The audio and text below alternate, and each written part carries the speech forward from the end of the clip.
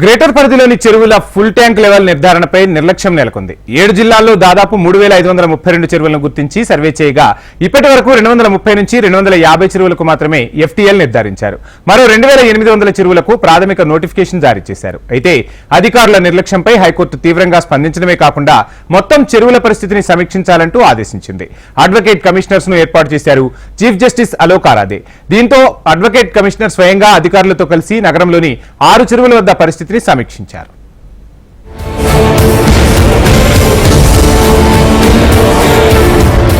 హైదరాబాద్ లో చెరువులు మాయమవుతున్నాయి. అక్రమ నిర్మాణాలతో చెరువుల్ని చెరబడుతున్నారు కబ్జా కోరులు. గ్రేటర్ లో ఇప్పటికే చాలా చెరువులు కనుమరుగైపోయాయి. దీంతో చెరువుల రక్షణకు చివరికి హైకోర్టు రంగంలోకి దిగాల్సి వచ్చింది. చెరువుల ఫుల్ ట్యాంక్ లెవెల్ ని నిర్ధారించాలని, బఫర్ జోన్లలో వెలిసిన నిర్మాణాలు తొలగించాలని గతంలో కోర్టు ప్రభుత్వాన్ని ఆదేశించింది.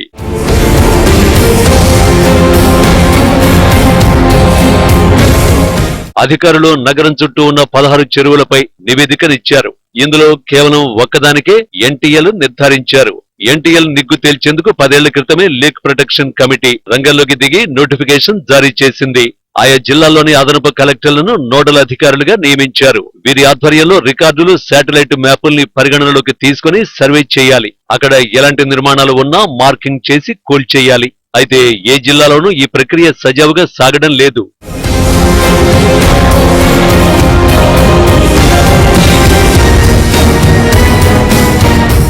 దుర్గం చెరువుకి సంబంధించి 160.6 ఎకరాల విస్తీర్ణంలో FTL సరిహద్దు గుర్తింపు జరిగింది.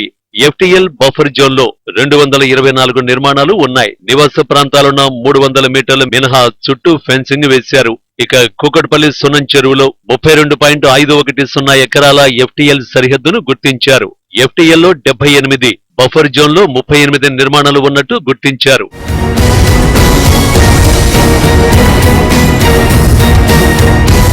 పీర్జాదిగూడ చెరువు వద్ద 2015లో సర్వే నిర్వహించి 32.23 ఎకరాల FTL సరిహద్దు గుర్తించి 2016లో ప్రాథమిక నోటిఫికేషన్ జారీ చేశారు. FTL పరిధిలో 27, బఫర్ జోన్ లో 100 నిర్మాణాలు ఉన్నట్లు గుర్తించారు. గండిమైసమ్మ, చిన్నదామరి చెరువులో లేక్ ప్రొటెక్షన్ పరిధిలోని ఈ చెరువుకు 2020లో సర్వే నిర్వహించి 32.23 ఎకరాల FTL సరిహద్దు గుర్తింపుతో పాటు FTL లో 3, బఫర్ జోన్ లో 4 నిర్మాణాలు ఉన్నట్లు గుర్తించారు.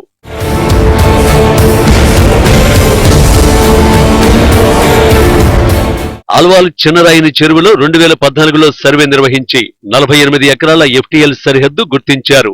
FTL 105, బఫర్ జోన్ లో 80 నిర్మాణాలు ఉన్నట్లు గుర్తించారు. అయితే ఈ సర్వేలు ఆలస్యంగా నిర్వహిస్తూ ఉండడం, చెరువుల పరిరక్షణకు సంబంధించి ఎలాంటి చర్యలు లేకపోవడంతో హైకోర్టు అధికారులపై ఆగ్రహాన్ని వ్యక్తం చేసింది. చెరువులకు సంబంధించి FTL నిర్ధారణ తొందరగా పూర్తి చేయాలని ఆదేశించింది. చెరువుల పరిరక్షణ విషయంలో హైకోర్టు చీఫ్ జస్టిస్ అలోక్ రాథేతో పాటు మరో జడ్జి అనిల్ కుమార్ జోకంటి సీరియస్ గా తీసుకోవడమే కాకుండా చెరువుల వద్ద పరిస్థితిని సమీక్షించేందుకు అడ్వకేట్ కమిషనర్స్ ని ఏర్పాటు చేశారు.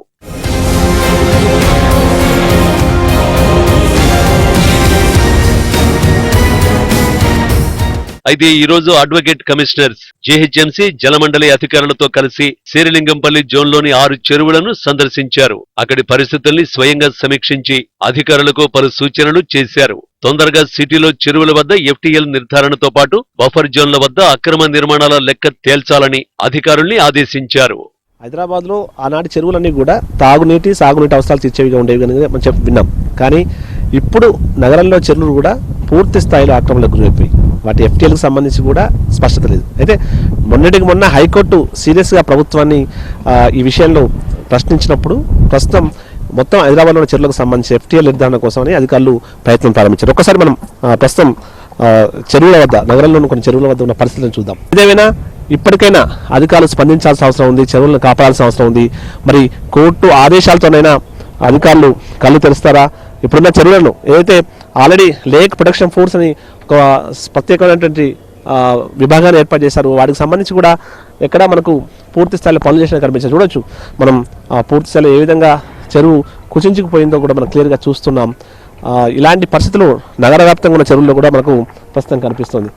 ఏదేమైనా కోర్టు ప్రస్తుతం సీరియస్గా స్పందించిన నేపథ్యంలో ప్రస్తుతం ప్రభుత్వం అయితే ఆల్రెడీ FTL నిర్ధారణకు సంబంధించి కసరత్తులు అయితే ప్రారంభించింది. అతి తొందరగా వీటిని పూర్తి చేయాల్సిన అవసరం అయితే కనిపిస్తోంది. ఏదేమైనా నగరంలో చెరువులను కాపాడాల్సిన బాధ్యత మాత్రం ప్రభుత్వాలపై ఉందన్నటువంటి విషయాన్ని ఇంకా మనం ప్రత్యేకంగా చెప్పుకోవాల్సి ఉంటుంది.